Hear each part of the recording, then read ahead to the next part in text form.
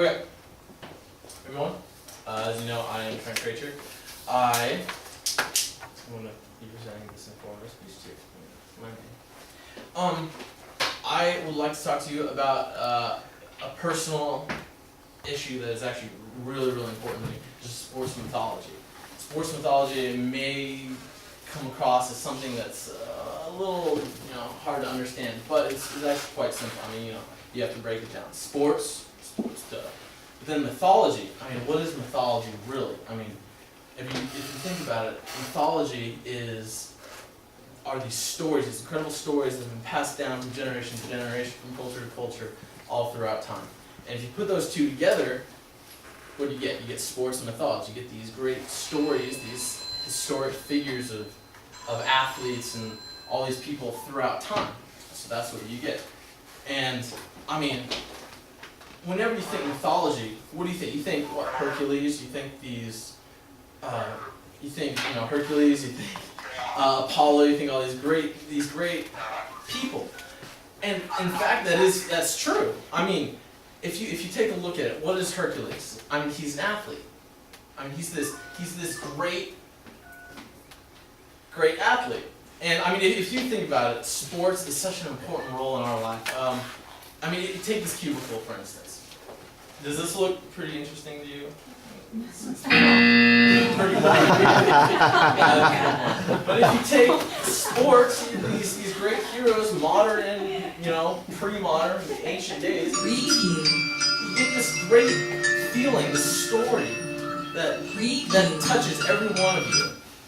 And that's what I really like to talk about. And getting back to Hercules, pretty sexy, right? This guy, not so much there. This guy looks like he can take on this really beastly guy, which in fact he does, and whatever, and he does. But the most important thing, what we need to take apart in this is not so serious as you may think. I mean, it is a story. But it's the meaning behind the story. I mean, Hercules is more than just this man god, right? I mean, the story behind it is the idea of a man transcending into, a boy transcending into a man.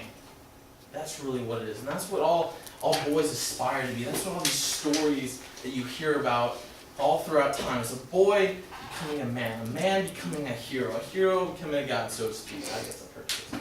But I mean, that's what you get about it. And then, according to MF in Contemporary Review, September 2008, people need to live a good life, ethical, moral life, a life of a hero, rather than being successful. And with success, you get greed and you get all these negative things, and that's not the idea. And I mean, the essence of what it means to be a hero, or these stories of mythological heroes, is doing the right things, what's ethical. Many stories have been exaggerated. I mean, Hercules and this huge, he's this man god. I mean, this is kind of crazy, right? It's just not true, but what it does is it defines the story. It gives it character. It gives a culture and identity. And these, such as ancient Greece, it's a warrior culture. And these cultures need these heroes, these idols that people live by. According to Joseph Campbell in his book Power and Myth, he talks about these great mythological stories that transform mediocre cultures into what is now Greece. These incredible cultures, and I mean.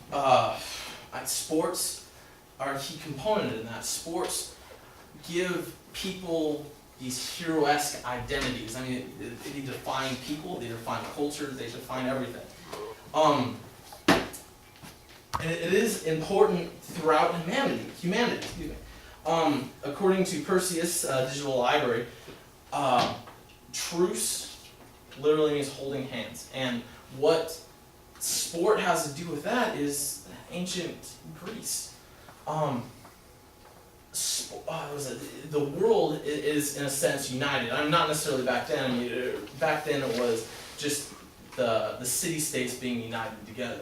And Hercules was one of the original heroes in ancient Olympia, and I mean that's what gave it momentum and stuff. And I mean what united is, according to New York Times, April 2008, Olympic symbols such as the 5 intertwining rings and then the torch. I mean, these were powerful symbols of unity that united cultures, that united people, and then eventually, in a modern sense of the Olympics, it united the world. I mean, torch representing purity and perfection. Rings, the 5 intertwining rings, represents the 5 continents of the world, and each ring has a different color. The rings represent, every continent in the world, but every flag in the world has one of the colors on the rings that's represented there. And I mean, so could you imagine a culture a warrior culture that does not have sport? That I can't think of it. What it is, what sport does is it's this, like I said, it gives a culture identity, but what it does is it teaches young men to become adults. It teaches them the moral values, the unspoken ethos that every culture needs, and what I feel that our culture is actually lacking. I mean, I'm getting too out of this, but in my father's generation, I mean, he had TV, but television, they would introduce these stories that would stimulate child's mind to these ethos, and that's what these mythologies did. That's what they did back then. These great stories, the Olympic Games. This warrior culture, which throughout time has been the most successful type of culture. And I just can imagine a warrior culture without sport, without these heroes, these idols, these great beings. And I mean, if you take for instance, the gladiator games of the Roman, and this is all throughout time, but if you take a look at the gladiators, what they did is, yeah, they were violent, they were extremely violent. I mean, it was all about killing. But it united people, it brought people from all around the world together, and what it did is it was this thematic play that people would learn these morals, these ethos from. However violent they were, they united people, and that is the fundamental base to every warrior culture. You could take, for instance, Britain. They had the royalty of Britain. They had these jousting competitions. Did the same thing. It brought in people and united them. So however violent they were, however bad how evil or whatever they are to today's standards, it was a form of entertainment. It was a form of knowledge. It was this incredible knowledge base, I don't know, whatever, that they had back then. And I mean, in conclusion, without sports, I feel that without sports, I would not be standing here in front of you the way that I'm talking to you right now. Sports have changed my life. I hope they change your life, and without it, we're kind of screwed. So anyway, thank you.